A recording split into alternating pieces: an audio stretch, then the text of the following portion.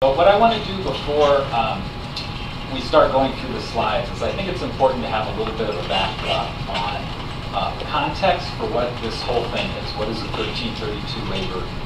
And I think what's important for context is just having a very simple framework in your mind for what the Affordable Care Act was intended to do from a coverage perspective.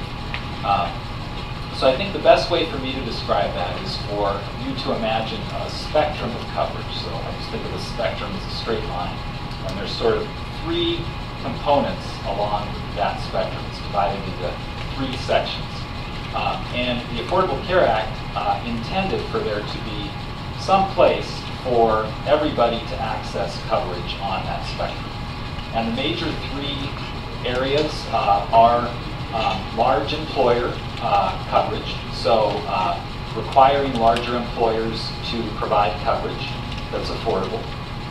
In the middle, you have the health insurance marketplace, which is really intended for those who do not have access to large employer coverage, but are not so low income that they're not on Medicaid. So it's really this component of coverage that's in the middle that doesn't fit the large employer, doesn't fit Medicaid. And sort of interacting with that place in the middle is some incentives for small businesses to provide coverage through the shop.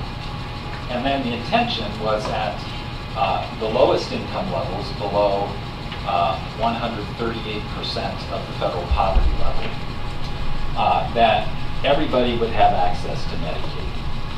So that is really the spectrum of how everything was laid out in the Affordable Care Act.